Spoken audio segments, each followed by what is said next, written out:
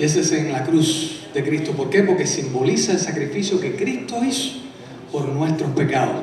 Fue allí donde su cuerpo fue molido, fue allí donde su sangre fue derramada para perdón de nuestros pecados y salvación. Y estamos en una semana donde exactamente en 7 días sucede algo espectacular, que es la resurrección de Cristo. Ese Cristo no se quedó ahí en la cruz, por eso tenemos una cruz vacía, porque ese Cristo no quedó crucificado, ese Cristo no quedó muerto, ese Cristo resucitó, mi hermano. Así que yo le invito a que usted se una con nosotros y cante: con pena amarga fui a Jesús, mostréle mi dolor, perdido errante vi su luz, bendíjome su amor.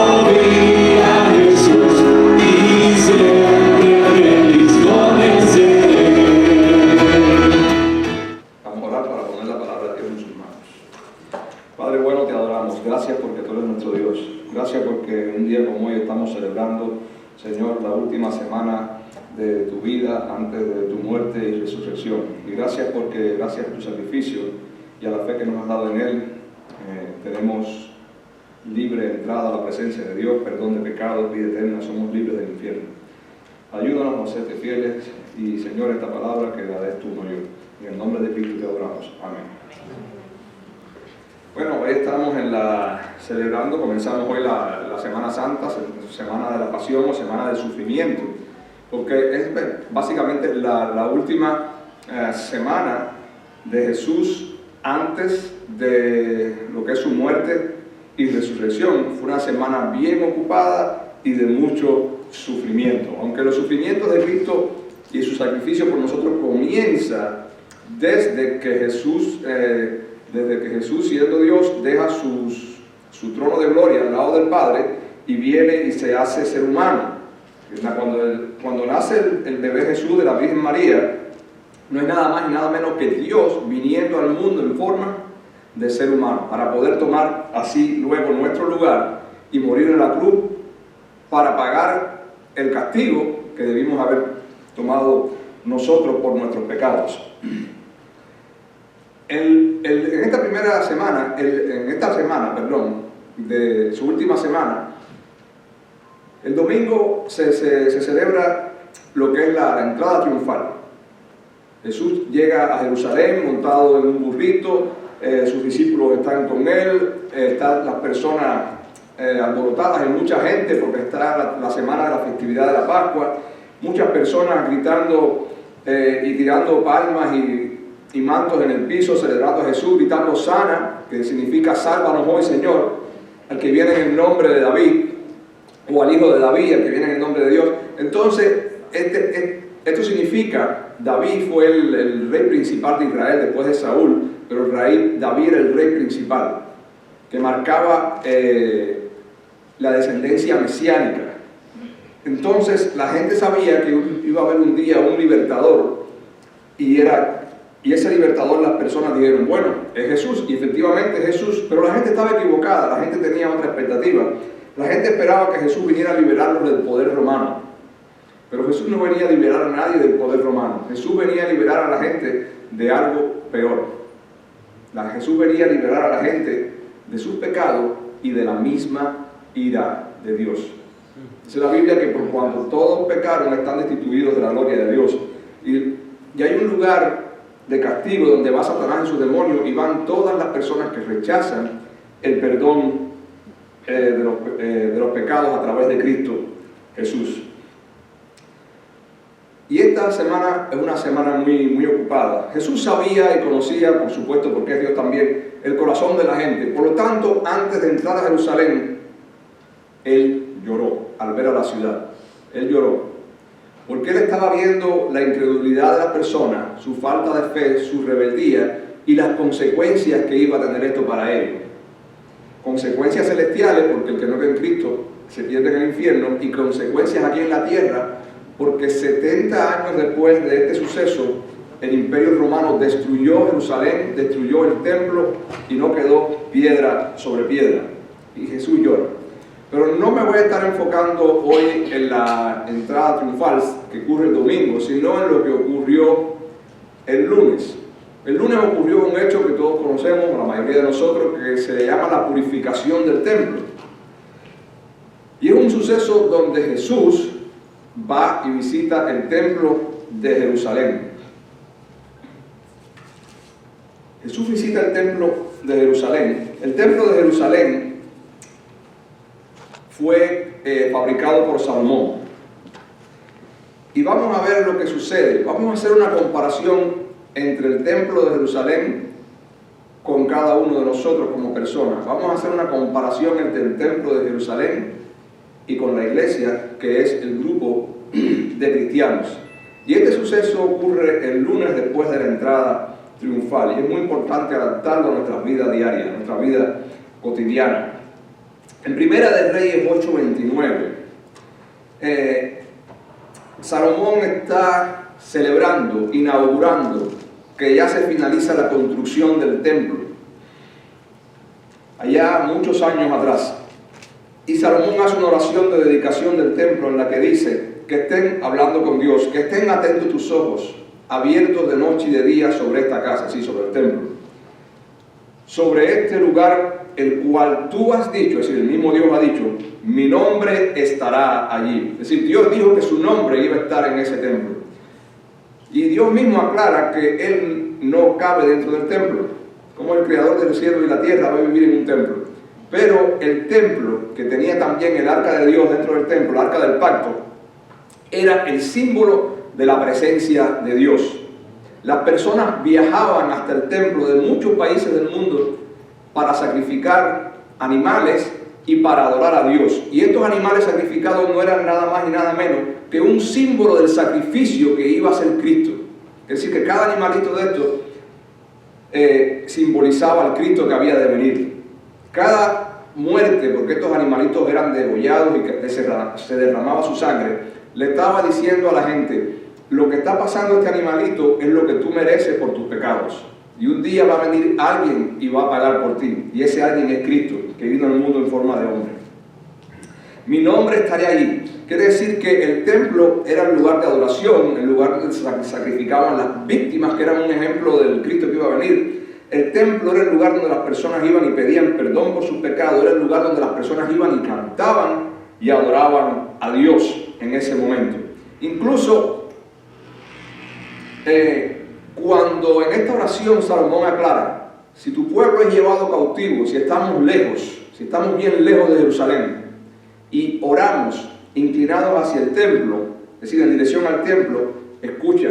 No quiere decir que el templo era la referencia, era como que allí estaba Dios. Aunque Dios está en todos lados, era un punto de referencia. De hecho, Daniel, cuando usted va al libro de Daniel se arrodillaba a orar 3 veces al día en dirección al templo, aun cuando él estaba allá lejos en Babilonia.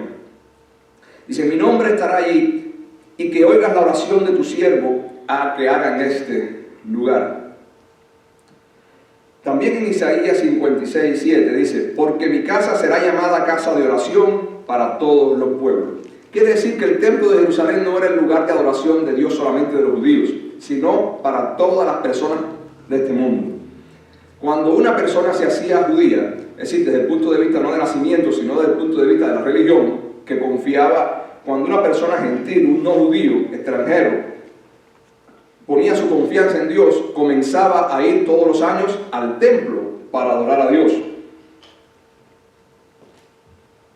Pero vamos a ver que esto en tiempos de Jesús no era esto, no era lo que estaba sucediendo.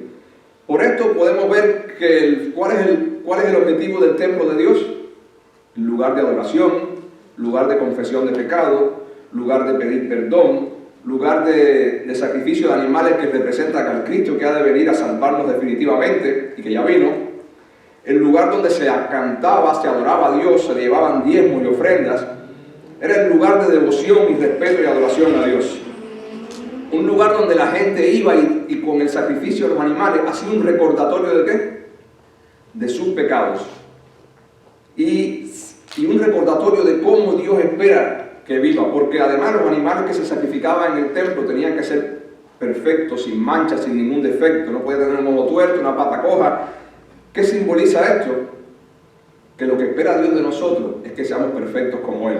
Y que el que va a venir un día a morir en nuestro lugar es perfecto. Y Jesús fue perfecto, porque Jesús, siendo hombre, no cometió ningún pecado. Obedeció a Dios en todo. Quiere decir que Jesús satisface no solamente la ira de Dios cuando muere en la cruz, sino que también satisface la justicia de Dios. Cumple con todos los requisitos que Dios quería. De hecho, es la única persona de la que Dios dice: este es mi Hijo amado en el cual yo estoy complacido.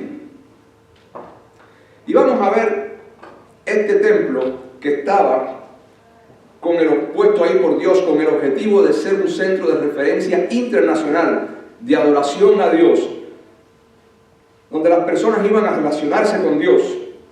Vamos a ver que no tenía nada que ver en tiempos de Jesús la función del templo con lo que estaba sucediendo. En Mateo 21, a partir del capítulo 12, es cuando se narra cuando Jesús entra al templo. Dice: y entró Jesús en el templo de Dios. Vamos a ver cómo está el templo antes de leerlo aquí.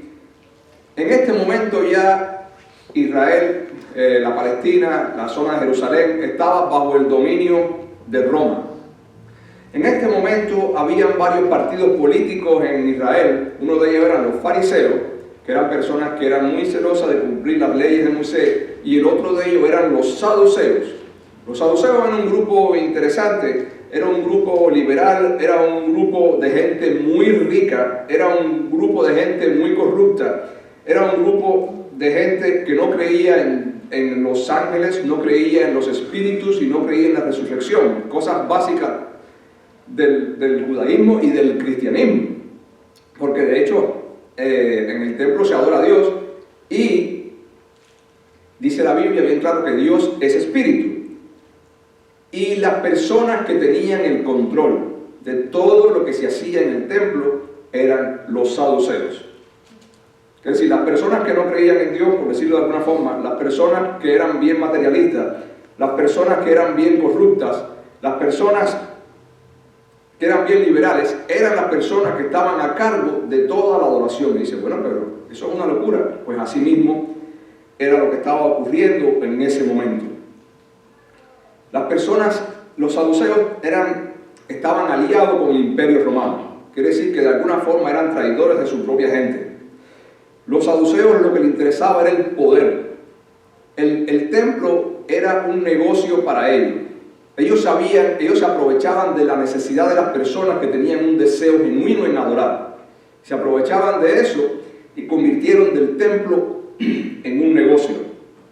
Una de las cosas, entre las muchas cosas que hacían los saduceos, era que ellos subían todos los impuestos y todas las tasas de cambio.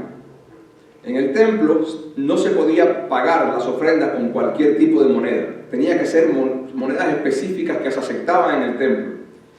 Y el templo estaba lleno de cambistas. Estos cambistas todos estaban relacionados con los saduceos, la gran mayoría, y ellos siempre subían las tasas de cambio bien alto para aprovecharse de la necesidad de adoración que tenían las personas que iban a adorar. Ellos siempre hacían fraude, hacían que las personas tuvieran que, a la hora de cambiar una moneda por otra, tuvieran que pagar un exceso y la gente no tenía más remedio. Es como que en el desierto te estén vendiendo un vaso de agua en $100. Bueno, es que me voy a morir, no tengo opción. Ellos aprovechaban de esto. Ellos también vendían palomas. Los sacrificios se hacían con cabras, con ovejas, con vacas, terneros. Y las palomas, cuando usted va al Antiguo Testamento, ¿por qué se hacía el sacrificio con palomas? Era para las personas pobres pudieran también ir y hacer un sacrificio, adorar a Dios y pedir perdón por sus pecados, porque la paloma era algo pequeño, algo barato. Por lo tanto, la idea de que se sacrificaran palomas en el templo, básicamente estaba hecho, puesto por Dios para ayudar a las personas pobres y permitirles a ellos también adorar a Dios y pedir perdón por sus pecados. Pues aquí a las palomas le ponían también un precio excesivo. Quiere decir que ya no estaban ayudando al pobre, lo que estaban era explotando. Además de eso, las personas que llevaban vacas y terneros al sacrificio tenían que pasar por los inspectores. En el templo había inspectores, inspector que te miraba el animal que traías para el sacrificio y él decidía si el animal era apto o no para un sacrificio, para el culto en el templo. Y por supuesto los inspectores estaban en coordinación con los saduceos y con los negociantes para no dejar pasar los animales. No, este animal no cuenta, tienes que comprar el que tenemos nosotros aquí, que es bien caro. Además de eso, también se aprovechaban. Habían personas que venían de muy lejos y no podían traer un animal con ellos. Desde que se estableció la adoración en Israel, se le dice a las personas que viven muy lejos: lleva tu dinero, compra un animal en el templo o en la zona y con ese sacrificio. También se aprovechaban de esto, porque como sabían que venían de lejos y estaban obligados a comprar el animal, exigían precios demasiado altos. Y así el templo se había convertido en un negocio. Pero el negocio no es ilegal. El problema es que el templo se había convertido en un negocio sucio, en un negocio inmoral. El templo, que su primera prioridad era darle gloria a Dios, se había convertido en el centro, en el centro de mando de operaciones de un grupo de gente malvada, de un grupo de gente que no creía en Dios, de un grupo de gente que simplemente estaba aprovechando la fe de otros para ellos explotarlo. Y Jesús se lo dice, entró Jesús en el templo de Dios y echó fuera a todos los que vendían, ¿sí? Los que vendían vacas, palomas, etc., y compraban en el templo. Volcó las mesas de los cambistas, los que cambiaban las monedas. Volcó las mesas de los cambistas, la silla de los que vendían palomas, y les dijo: escrito está, y esto es una cosa que los judíos tenían que conocer: mi casa, casa de adoración es llamada. ¿Para qué era el templo? Para orar y para adorar. ¿Y para qué se estaba usando? para hacer negocios, y peor, negocios sucios. Mi casa, casa de oración será llamada, mas vosotros la habéis hecho cueva de ladrones. Aquí Jesús está usando aquí dos textos del Antiguo Testamento. Uno está en Isaías 56:7, que dice: mi casa será llamada casa de oración para todos los pueblos. Y el otro está en Jeremías 7:11, cuando se regaña al pueblo de Israel, que dice: es cueva de ladrones delante de vuestros ojos esta casa, sobre la cual es invocado mi nombre. Usar el templo para cosas que no se debían ya era algo que se venía de antes. Estamos bajo el imperio de Roma. Lo que Jesús está haciendo es bajo el imperio de Roma. Muchísimos años atrás, en la época de los reyes de Israel, y en la época de los reyes de Judá, hubo reyes que metieron en el templo ídolos y cosas que no deberían estar en el templo, cosas que Dios aborrecía. Y por esa causa vino la destrucción, por esa desobediencia del pueblo, vino la destrucción por el rey de Babilonia, vino el cautiverio, y 70 años después del cautiverio, ellos pueden volver a regresar a Jerusalén, reedificar la ciudad, reedificar el templo. Y vemos ahora que este pueblo ha borrado la historia de su mente, lo que pasa cuando desobedecemos a Dios. Y nos damos cuenta, si Jesús es Dios, Jesús está entonces dentro del templo exigiendo ¿qué cosa? El respeto que Él y su Padre merecen, el respeto que Él mismo merece. Una de las cosas que los discípulos recordaron cuando vieron a Jesús fue un salmo. El Salmo 69:9, que dice: el celo de la casa de Dios me consume.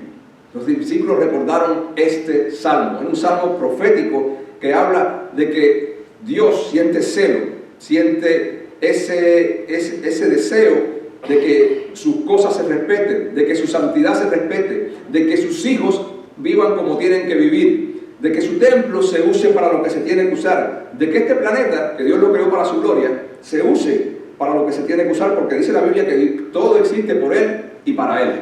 Las cosas que están mal no están mal porque Dios se descuidó, están mal porque el ser humano, haciéndole caso a Satanás, se ha dejado llevar por el pecado y ha recogido las consecuencias de la maldad. Bueno, Jesús echa a todos estos personas que están usando el templo para enriquecerse de una forma fea. Estas personas que están allí no para adorar, sino para hacer daño. Y después de esto, vinieron a Él en el templo los cojos y los ciegos y los sanó.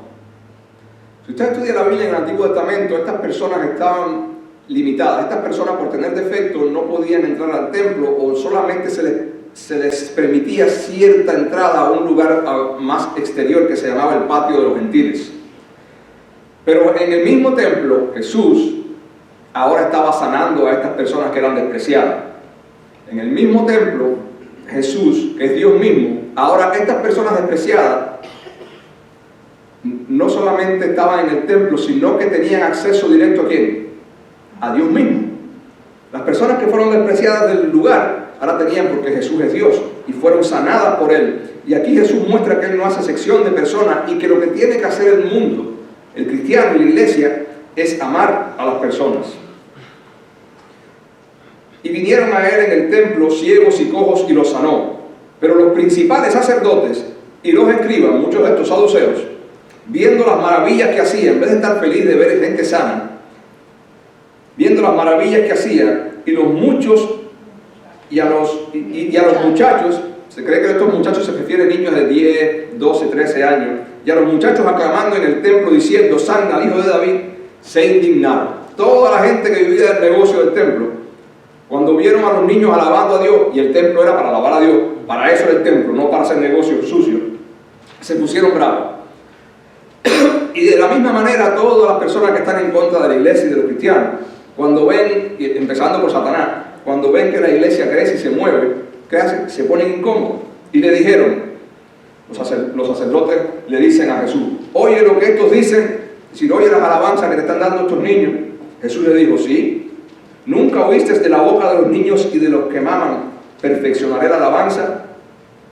Y esto está en un salmo, en el Salmo 8.2, que Jesús hizo referencia, que dice: de la boca de los niños y de los que maman, fundaste la fortaleza a causa de tus enemigos, para hacer callar al enemigo y al vengativo. Y aquí Jesús hizo callar a estos hombres, dice, y dejándolos, salió fuera de la ciudad a Betania y posó allí. Y aquí vemos en esta historia un templo cuyo objetivo era la adoración a Dios, convertido en un lugar donde lo que se está haciendo es robándole a las personas, una cueva de ladrones. Jesús lo dijo: mi casa tiene que ser casa de oración, y ustedes la han convertido en una cueva de ladrones. ¿Y por qué hablamos de esto? Bueno, no solamente porque estamos en la Semana Santa, no solamente porque este suceso ocurre en el lunes dentro de la Semana Santa, después de la Estrella Triunfal. Estamos hablando porque tenemos que ver cómo esto nos habla a nosotros, como personas, como cristianos y como iglesia. Voy a leer una nota que escribí. Cuando Jesús echa fuera a los vendedores y los que cambiaban moneda, Jesús está exigiendo la santidad del templo, que es el lugar que Dios escogió para ser adorado. Cuando dice: mi casa, casa de oración será llamada, mas vosotros la habéis hecho cueva de ladrones, Jesús enseña la diferencia entre lo que Dios quiere que se haga en el templo y el uso pecaminoso que se le está dando. La purificación del templo por Jesús puede usarse para ser comparada con la vida de los cristianos y la vida de la iglesia de Cristo. De la misma manera que Jesús echó fuera lo que contaminaba el templo, cada miembro de la iglesia, que cada uno de nosotros, es llamado a echar fuera de su vida todo lo que le aleje de Dios. Todo pecado, distracción, hábitos mundanos, todo lo que no le agrade a Dios. Todo para lo cual, y aclaro, no fuimos creados, porque fuimos creados primeramente para la gloria de Dios. Pues fuimos creados y fuimos salvos para la gloria de Dios. El templo era el lugar de adoración a Dios. Pablo nos recuerda, y ahora vamos a comparar aquí, viendo lo que nos recuerda Pablo en su epístola, el templo de Dios con cada uno de nosotros. Dice, Pablo nos recuerda que el cuerpo físico de cada cristiano es templo del Espíritu Santo. Y esto es importante recordarlo. Nuestro cuerpo, este cuerpo que tenemos, nuestra vida, más allá que el cuerpo, nuestra vida, nuestro espíritu, todo lo que somos, todo nuestro ser, todo pertenece a Dios. Y una vez que fuimos salvados, dice la Biblia que fuimos unidos ¿con quién? Con Cristo. Una vez que fuimos salvos, que pusimos nuestra fe en Cristo, fuimos unidos a Él. Y póngase a pensar, piense en Jesús, cómo se sintió Jesús siendo Dios, y al llegar al templo se encontró que se estaba haciendo cualquier cosa excepto adorarlo a Él. Y piense en su vida. Primera de Corintios 6:19 está escrito: ¿o ignoráis que vuestro cuerpo es templo del Espíritu Santo, el cual está en vosotros, el cual tenéis de Dios, y que ustedes no son vuestros? Yo no soy dueño mío, usted no es dueño suyo. Si usted ha puesto su fe en Cristo, usted no es dueño suyo. Bueno, aclaro, el inconverso que no tiene a Cristo, la persona que vive sin Dios, tampoco es dueño suyo. Lo único que esa persona está alejada de Dios, esa persona es una criatura de Dios, el que decide cuándo esa persona va a morir es Dios. Pero en el caso del cristiano no solamente somos criaturas, en el caso del cristiano, además de ser criaturas y ser pertenencia de Dios, porque Dios es el creador, somos rescatados a través del sacrificio de Cristo en la cruz, que acabamos de tener una santa cena donde recordamos que Cristo, su cuerpo fue destruido en la cruz y su sangre fue derramada para perdón de nuestros pecados. Quiere decir que hay un precio pagado. Es mucho más. No solamente fuimos creados, también fuimos rescatados con precio de la vida de la sangre de Cristo. Entonces nosotros no somos dueños de nosotros mismos. Dios nos está rescatando para lo que originalmente éramos. Dios creó a Adán y Eva, al ser humano, para su gloria. El ser humano con el pecado dejó de darle la gloria a Dios, y ahora Dios nos está rescatando para llevarnos a nuestro origen, que es darle la gloria a Dios, al origen del plan de Dios, al plan original. Y aquí estamos viendo que nuestro cuerpo físico es templo del Espíritu Santo una vez que somos cristianos. Piense en esta escena del templo, trate de imaginárselo, quizás ha visto alguna película, porque hay varias películas que ponen esta escena. A Jesús siempre, lo ponen siempre como una persona bien amable en la Biblia, pero esta es una de las escenas en la Biblia donde ponen a Jesús actuando con ira, una ira santa. Jesús estaba exigiendo como Dios que la casa de Dios no era para pecado, la casa de Dios era para adoración y santidad. Imagínese a Jesús enojado. Uno de los evangelios, creo que es el de Juan, dice que se hizo un látigo y con ese látigo tumbó la silla, espantó a la gente. Jesús estaba furioso sacando de allí lo que no podía estar allí porque Dios aborrece el pecado. Y ahora aquí están diciendo, en este texto Pablo explica a través del Espíritu Santo que tú y yo somos templo de Dios, somos templo del Espíritu Santo. Ya hoy no se va, después que Jesús muere en la cruz, el velo del templo se rasga, dando a entender que todas las personas que creen en Jesús tienen acceso directo a Dios Padre, al lugar santísimo. Y ahora el lugar de adoración para cada persona, ¿cuál es el primer lugar de adoración? La persona misma. ¿Cuál es el lugar donde el Espíritu de Dios ha venido a vivir? En nosotros mismos. Entonces tenemos que imaginarnos, si nosotros somos el templo ahora, ¿qué cosas hay en mi vida que Jesús mira con, y Dios mismo Padre mira con desagrado? La ira de Dios, imagínense, la ira de Dios es el infierno. La gente que va al infierno está recibiendo la ira justa de Dios. El infierno es terrible. Eso le da una idea a usted de cómo Dios rechaza y aborrece el pecado. El pecado que está en nosotros, no en otro, en nosotros y en cualquiera. El sacrificio de Cristo en la cruz fue una cosa horrenda. Eso nos da también una idea de cuánto Dios aborrece el pecado. Porque lo que estaba haciendo Dios con Jesús en la cruz no era nada más y nada menos que desbordando su enojo. Para no hacerlo así a nosotros, le hizo así a Jesús. Entonces tenemos que ver, esas consecuencias vienen porque Dios aborrece el pecado. Y nosotros hemos pecado. Cristo sufrió por nosotros. Jesús entró al templo y mostró su enojo cuando vio todo lo que a él no le gustaba, cuando vio que todo lo que él sí quería y le gustaba no se hacía. Y nosotros como cristianos tenemos que ponernos a pensar, bueno, yo soy templo del Espíritu Santo.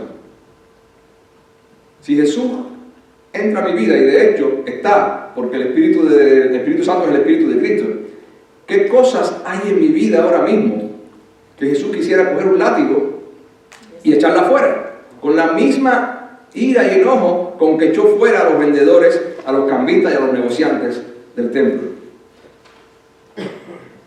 Puede ser un deseo muy intenso que tengo en el corazón, puede ser un fanatismo, puede ser un negocio, puede ser el amor al dinero, puede ser la comodidad, puede ser mi orgullo, puede ser mi ira, puede ser todos los pecados que disfruto y no quiero dejar, puede ser ¿cuántas cosas? No sé. Usted se conoce a sí mismo. Usted se conoce a sí mismo y todo lo que usted se crea que no puede vivir sin eso, pudiera estar en esa lista. Aunque sea una cosa buena, si usted cree que yo no puedo vivir sin esto, ya usted está diciendo, bueno, esto es más importante que Dios. Así que póngase y piense, ¿qué cosas en mi vida, incluso aquellas que parecen buenas, Jesús las tiraría si yo ahora fuera a ese templo? Jesús las sacaría, las echara afuera. Porque Jesús está en nosotros, el Espíritu Santo está en nosotros. Y si nosotros tenemos cualquier cosa que nos lo desagrade, el Espíritu Santo está en nosotros viendo esas cosas. ¿En qué gastamos nuestro tiempo? ¿Qué ven nuestros ojos? ¿Qué pensamientos albergamos en nuestra mente y en nuestro corazón y no dejamos que se vayan, que no deberían estar? Dice, lo mismo que sucede con el templo de Jerusalén sucede con nuestro cuerpo. Nuestras vidas, las cuales fueron creadas y salvadas para la gloria de Dios. Y sigue el 1 Corintios 6, 19 y 20. Porque habéis sido, hablando de nosotros, habéis sido comprados por precio. Si fuimos comprados por precio, glorificad pues a Dios con vuestro cuerpo, en vuestro espíritu, los cuales son de Dios. Cuando usted usa algo prestado, usted por lo general lo cuida. Bueno, nuestra vida, nuestra alma, nuestro cuerpo, no es nuestro, es un dueño. Y ese dueño es Dios, que exige que lo usemos bien para su gloria y para el amor y amar a las personas y para el establecimiento de su reino. Hemos estado hablando de la visión de la iglesia, que es amar a Dios, estar primero unidos y comprometidos para amar a Dios y alcanzar a los perdidos. Pero si no empezamos limpiando el templo de nuestra propia vida, no podemos estar comprometidos, porque estar comprometido es estar separado completamente para Dios. Cuando un hombre se compromete con una mujer, o una mujer con un hombre se comprometen, se regalan el anillo, se han casado, pero están comprometidos. Si alguien se acerca al hombre que le dice, no, estoy comprometido, si alguien se acerca a la muchacha, alguien le dice, no, ella está comprometida, quiere decir que no es para ser compartido con más nadie, no es para agradar a más nadie, ya tiene un dueño. En nuestras vidas con Dios es igual, nosotros estamos comprometidos con Cristo. Y si yo estoy comprometido con Cristo, ninguna otra cosa en la vida puede sacarme del tiempo para venir a la iglesia, del tiempo para leer mi Biblia, del tiempo para yo sentarme solo o arrodillarme o como quiera y hablar con Jesús, de tomar decisiones que glorifiquen el nombre de Dios, aún aunque sea en contra mía, porque hay veces que decisiones que, si yo tengo que hacer un fraude para lograr algo, estoy haciendo algo en contra de Dios para beneficiarme. Pero tenemos que tener fe que aun cuando parece que no nos beneficiamos por serle fieles a Dios, estamos haciendo lo más importante, que es darle la gloria a Dios, serle fieles, y Dios nos premia por eso. En Primera de Pedro 1:15 está escrito: sino, como aquel que os llamó es santo, ¿y quién nos llamó? Dios, Jesucristo. Sed también vosotros santos en toda vuestra manera de vivir. Es decir, comprometido tiene que ver también con la santidad. No solamente darle el primer lugar y mis decisiones y mi tiempo primeramente a Dios y dejar las demás cosas, aunque parezcan importantes, en segundo lugar, sino también vivir en santidad. Porque escrito está: sed santos porque yo soy santo. Y si invocáis por Padre, es decir, si tú dices que tú eres cristiano, estás invocando por Padre a Dios. En otras palabras, si tú dices que eres cristiano, si invocáis por Padre a aquel que sin acepción de personas juzga según la obra de cada uno, conducido no es conducir en la calle, es la forma en que tú vives cada segundo de tu vida. Conducíos en temor todo el tiempo de vuestra peregrinación en nuestra vida. Si tú dices ser cristiano, ocúpate de vivir siéndole fiel a Dios y viviéndolo en primer lugar cada minuto de tu vida, sabiendo que fuiste rescatados de vuestra vana manera de vivir, la cual recibiste de vuestros padres, porque todos nacimos siendo pecadores, no con cosas corruptibles, no fuimos rescatados con cosas que se echan a vender como el oro y la plata, sino con la sangre preciosa de Cristo, como un cordero sin mancha y sin contaminación. Así, para una iglesia esté comprometida, unida, para amar a Dios y buscar a los perdidos, lo primero que tiene que hacer, ¿qué cosa es? Estar bien comprometida con Cristo, buscando la unión a Cristo y la santidad. Dice la Biblia que tenemos que buscar la paz y la santidad, sin la cual nadie verá a Dios. Primera de Corintios 6:17 dice: el que se une al Señor, un espíritu es con Él. Y en Juan 14:17 dice: el Espíritu de verdad mora en vosotros. Tenemos que recordar esto, somos el templo del Espíritu Santo. Las personas, los cristianos, para ser más específicos, tenemos que tener esto claro. Tenemos que tener esto claro. Muchas veces nos ocupamos de venir a la iglesia, entre comillas, claro, este edificio no es la iglesia somos nosotros. Pero la mayoría de nosotros tratamos de venir a la iglesia con un buen porte y aspecto, ¿no? Porque creemos que es un lugar santo, que es un lugar donde uno tiene que vestirse decorosamente, aunque uno debe de vestirse decorosamente en todos los lugares, que es un lugar donde tenemos que tener reverencia. En el templo no se habla alto, en el templo no se hace esto, en el templo no se hace lo otro. Y se lo decimos a los niños también: oye, mira que en el templo no se hace esto y no se hace lo otro. Y que uno puede entender, bueno, si en el templo no se hace, afuera sí. Pero es que si mi vida es templo del Espíritu Santo, la reverencia, ¿dónde tiene que estar? Todo el tiempo. Cuando me estoy bañando, cuando estoy durmiendo, cuando estoy comiendo. Si yo estoy sentado en una mesa, en un Starbucks, y yo estoy pensando Oye, ¿qué carro más bueno tiene fulano? Yo no tengo ninguno como ese. Yo tengo envidia en mi corazón. Esto es por poner un ejemplo simple. Entonces, ¿qué está pasando con el templo? ¿Qué se está haciendo? Está ocurriendo algo irreverente dentro del templo. Rápidamente tengo que pedirle perdón a Dios. Señor, saca este pensamiento envidioso de mi mente. Si yo voy a separar mi diezmo y estoy pensando, oh, mira el cheque, este mes gané bastante, el diezmo va a ser muy alto. Como voy a perder dinero si doy el diezmo. ¿Qué está ocurriendo dentro del templo que es mi cuerpo, que es mi vida, mi mente? Estoy siendo irreverente, estoy siendo como la misma gente que robaba. Amor, ¿qué cosa? Dinero. Está el Dios mamón, el Dios riqueza, el Dios dinero, robando mi corazón. Si estoy comprometido con Jesús, no puedo estar coqueteando con el Dios riqueza. ¿Ves? Comprometidos. Tenemos que pedirle en ese momento, Señor, ayúdame a dar el diezmo y la ofrenda con alegría, sabiendo que todo lo que tengo viene de ti. Todo lo que tengo. ¿Cuántos ejemplos pudiera poner? Si puedo decir algo bueno de alguien y no lo digo, porque digo, van a empezar a hablar muy bien de esa persona si yo hago público lo bueno que hizo, y yo no quiero que se hable bien de esa persona, yo quiero que se hable bien de mí. ¿Dónde está ocurriendo ese pensamiento? Dentro del templo del Espíritu Santo. Si yo enciendo el TV y me doy cuenta que lo que estoy viendo no agrada a Dios, y sigo sentado ahí viéndolo, ¿quién está viendo? Yo. La casa, el templo del Espíritu Santo, lo estoy poniendo a ver algo que a Dios no le agrada. Y así, cuántas cosas tenemos que pedirle a Dios que nos ayude.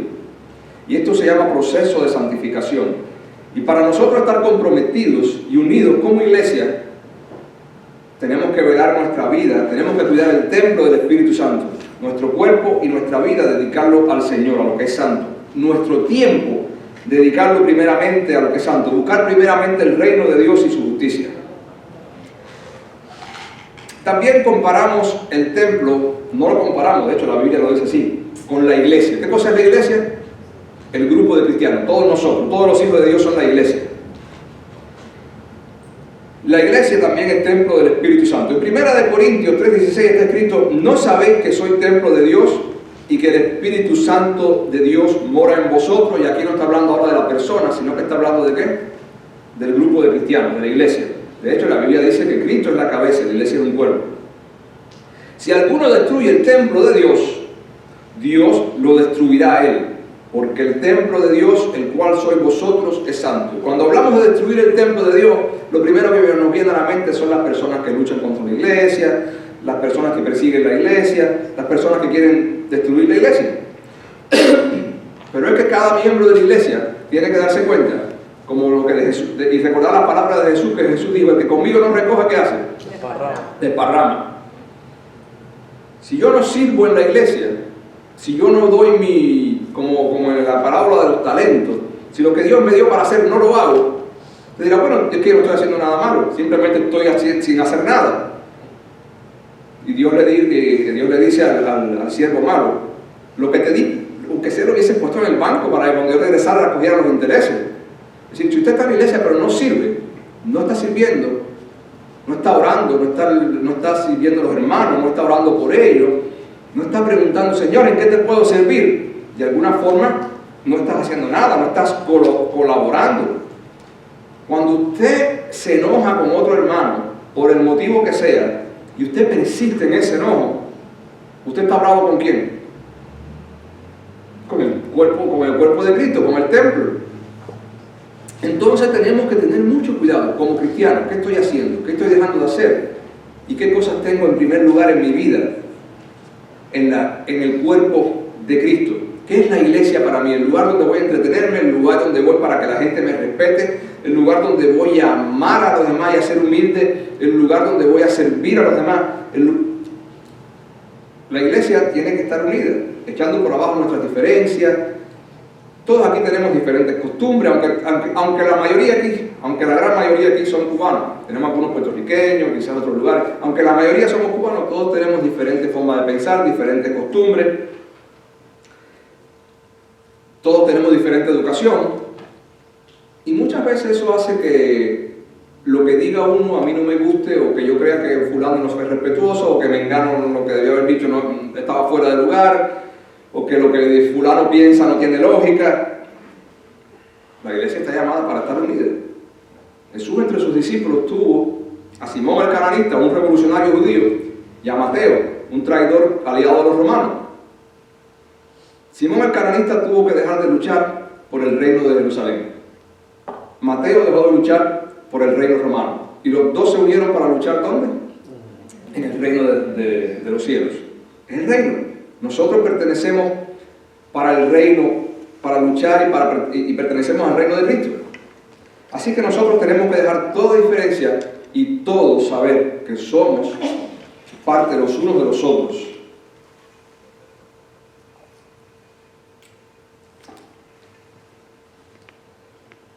Y entonces, como cristianos, tenemos que tener mucho cuidado. ¿Estoy siendo de bendición a la iglesia? ¿O simplemente no hago nada? ¿O estoy siendo causa de que una persona peque? En Mateo 18:6 dice: cualquiera que haga tropezar a alguno de estos pequeños, refiriéndose a los cristianos, que cree en mí, mejor fuera que se le cuelgue del cuello una piedra de molino de asno y que se le hundiese en lo profundo del mar. Y cuando leemos esto pensamos, esos son los enemigos de la iglesia. Bueno, sí, está escrito para ellos. Pero yo como hijo de Dios a veces puedo, si no estoy haciendo lo que tengo que hacer como cristiano, si estoy haciendo mi voluntad y no la de Dios, puedo estar dañando a otra persona. Y eso mucho ocurre en las iglesias, que las personas se hieren entre ellos. Y eso tenemos que evitarlo. En Efesios 2:18 se compara la iglesia con un edificio.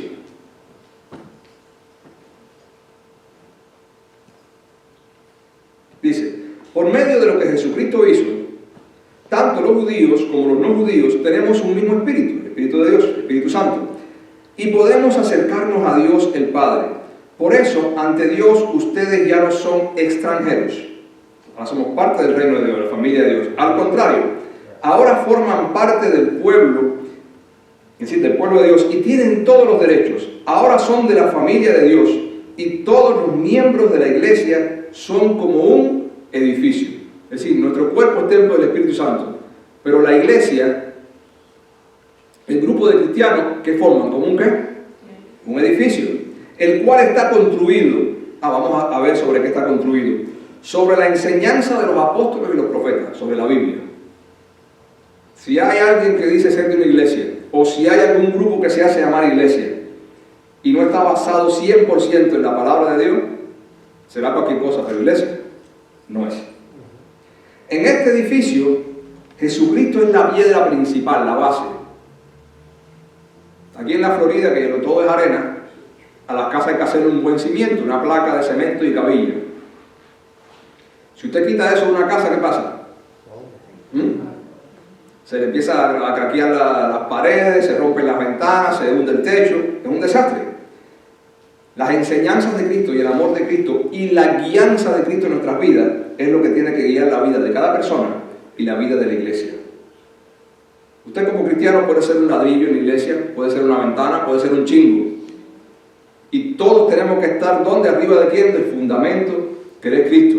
Y todos tenemos que estar pegados uno al otro con el cemento de la palabra de Dios. Nosotros somos un edificio y nosotros dependemos los unos de los otros como cristianos. ¿Qué pasa si un chingo se va del techo? ¿Qué pasa, vos? Se moja. ¿Qué se moja? Si un chingo se va del techo, se empieza a filtrar el agua y se moja la madera que está en el ático. Ya esa madera se pudre y se hace un hueco y entra más agua. Y cuando un chingo se va, el otro chingo que estaba al lado queda desprotegido. ¿Qué les quiero decir con esto? Nosotros como edificio, como templo de Dios, como iglesia, tenemos que apoyarnos los unos a los otros. Puede que yo sea un bloque, puede que usted sea un chingo, puede que el otro sea una ventana, puede que el otro sea un ducto de aire acondicionado. Si el aire acondicionado se rompe y la casa te la deja sin usar aire, ¿qué pasa? Se llena de moho. Pues cada cristiano tiene una función. Y Pablo usa aquí, Pablo en otra parte usa el cuerpo humano y aquí usa el templo, la casa. En la iglesia cada uno tiene una función. Si un ladrillo de la casa se le ocurre irse a pasear y queda un hueco ahí, De hecho, incluso hay paredes en las casas que se le llaman paredes de carga. Son paredes que no se pueden tocar. Y así cada miembro de la iglesia tiene una función. Y si usted no está cumpliendo con esa función, es porque está haciendo algo que no tiene que hacer. No, en la vida cristiana, si no se está haciendo lo que hay que hacer, está haciendo lo que no hay que hacer. No hay un término medio. Y tenemos que pedirle al Señor, Señor, ayúdanos a hacer lo que tú quieres que hagamos y ayúdanos a hacerlo sobre tu verdad, sobre tu palabra y confiando en Cristo, porque separados de Cristo nada podemos hacer. Dice, es decir, hablando de Dios, es el que mantiene firme todo el edificio. Por eso la iglesia tiene que estar agarrada a Cristo y el cristiano individualmente. Y quien lo hace crecer para que llegue a formar un templo dedicado al Señor, no un templo para otra cosa, un templo dedicado al Señor. Y cuando una cosa está dedicada a algo es para que sea uso exclusivo de eso. Así que nuestra razón de ser como personas y como iglesia es amar a Dios y buscar a las personas por su unión con Jesucristo. Es decir, ustedes también forman parte de este edificio donde Dios habita por medio del Espíritu Santo. Quiere decir que Dios está aquí. Se acaba el culto, vamos para el parqueo, donde Dios está allí. Si yo me voy para casa Elian, después del culto a hacer la visita, somos dos cristianos, ¿quién está allí? Decirte que donde quiera que nos metamos está Dios presente. Si ahora usted Jesús viene y se le para al lado, ¿cómo usted se portaría? Y Jesús se va y se monta en el carro suyo, te va así como una vela. Usted cuida lo que dice. Pero eso es falta de fe, porque Jesús no está al lado nuestro, está dentro nuestro. Y está en todas partes y nos está viendo. Dios es omnipresente, lo sabe todo. Así que nosotros tenemos que pedirle a Dios y procurar ser fieles donde quiera que estemos. Donde quiera que estemos. Si no, no podemos servir a Dios. Una vez Josué, después de conquistó la tierra prometida, dio un discurso a los hijos de Israel y le dijo, y los hijos de Israel le responden a Josué. Ahora están en Josué capítulo 24. Serviremos a Jehová porque Él es nuestro Dios. Aquí se ha hablado de la visión de la iglesia, amar a Dios, unidos y comprometidos para amar a Dios y buscar a los perdidos. Y todo el mundo ha dicho que es una buena idea. Pero vamos a comparar eso con lo que pasó con Josué. El pueblo le dice a Josué, el pueblo de Israel, serviremos a Jehová porque Él es nuestro Dios. Entonces Josué le dijo al pueblo, no podréis servir a Jehová. Es como vamos a la visión de la iglesia es estar unidos y comprometidos para amar a Dios y buscar a los perdidos. Y es como si Dios nos dijera, no, eso ustedes no pueden hacer. No podréis servir a Jehová porque Él es Dios santo. Primero, no hay nada de pecado en Él. Y Dios celoso, no le gusta ver las cosas que pertenecen a Él ensuciarse. No sufrirá vuestras rebeliones y vuestros pecados. Quitad pues ahora los dioses ajenos que están entre vosotros e inclinad vuestro corazón a Jehová, el Dios de Israel. Ahí estaban los israelitas, ahí vamos a servir a Dios. ¿Cómo van a servir a Dios si tienen las casas llenas de ídolos? Y nosotros podemos estar aquí diciendo, vamos a estar unidos, vamos a estar comprometidos, vamos a amar a Dios, vamos a traer gente a los pies de Cristo. Bueno, ¿y cómo está nuestra vida? ¿Cómo está mi relación con Dios? ¿Cómo está mi lucha en contra del pecado? ¿Cómo está mi intimidad con Cristo? No podemos cumplir con la misión de la iglesia si primero no empezamos a estar comprometidos, si primero no empezamos a limpiar nuestras vidas.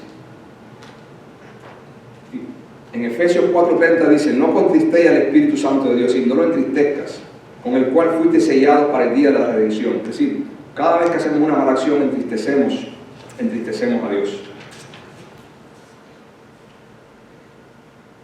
Y para terminar, voy a leer brevemente quiénes somos en Cristo. En 1 de Pedro 2, de 9 al 12 está escrito, mas vosotros sois linaje escogido. Un linaje es sangre real, la descendencia del rey, la descendencia del sacerdote, sangre real. Nosotros, los cristianos, somos un linaje escogido, no somos cualquier cosa. Real sacerdocio, nación santa, pueblo adquirido por Dios, y Dios pagó un precio por nosotros. Ahora, ¿para qué Dios nos hizo rey, nos hizo sacerdote, nos hizo nación santa? Y esto hay que creerlo, porque si no lo crees, te pasa por arriba y dices, esto no es mío. Dios nos ha dado un lugar importante. ¿Para qué Dios nos dio todo esto? Aquí dice ¿para qué? Para que anunciéis las virtudes de aquel ¿Las virtudes de quién? De Cristo. Dios nos salva, nos rescata y nos pide que andemos en santidad para que vayamos a la gente y le digamos, arrepiente de tus pecados para que no venga sobre ti la ira de Dios y para que seas parte del pueblo de Cristo. Para que anunciéis las virtudes de aquel que nos llamó de las tinieblas a su luz admirable. Amados, yo os ruego como extranjeros y peregrinos, porque somos extranjeros en esta tierra. Todo el mundo está luchando hacia la ciudadanía y la residencia, pero en esta tierra, en este planeta, aún los que son ciudadanos son extranjeros. Amados, yo os ruego como extranjeros y peregrinos que os abstengáis de los deseos carnales que batallan en el alma. ¿Cuántas cosas hay en mí, en usted, que amamos muchas veces más que a Dios y que nos impiden poner a Dios en primer lugar? Hay que batallar con eso y pedir a Dios que nos ayude en esa batalla. Manteniendo buena nuestra manera de vivir entre los gentiles, es decir, entre los que no conocen a Dios. Tenemos que pedir a Dios que mantenga nuestra manera de vivir buena delante y no delante de la gente y detrás de la gente. Para que de los que murmuran de vosotros como malhechores, porque la gente se burla de nosotros, los que no son cristianos, glorifiquen a Dios. ¿Qué pasa cuando uno mantiene una manera de vivir buena? ¿Qué pasa cuando uno obedece a Cristo? ¿Qué pasa cuando la relación de uno con Dios es buena? Que los que hablan mal de nosotros, ¿qué van a terminar haciendo? Más tarde o más temprano, glorifiquen a Dios en el día de la visitación, al considerar vuestras buenas obras. Es decir, nuestras buenas obras, el correcto uso del templo de Dios para lo que es nuestro cuerpo, el correcto uso del templo de Dios para lo que es la iglesia, cuando hace lo que tiene que hacer, empezando por la vida individual y empezando por la vida grupal, haciendo lo que tenemos que hacer con el poder de Cristo y con la guía de Cristo. Entonces somos ese templo para lo que Dios nos creó. Entonces sí podemos servir a Dios, entonces sí podemos estar unidos, estar comprometidos, sí podemos amar a Dios y sí podemos hacer un impacto en las personas para que vengan a Cristo. Y no se olvide, yo y ustedes somos templo, Dios está en nosotros viendo todo lo que hacemos. Y la iglesia toda junta es templo. Tenemos que estar unidos y tenemos que vivir en santidad y tenemos que darnos ánimo los unos a los otros para ayudarnos a dejar el pecado y amar a Cristo.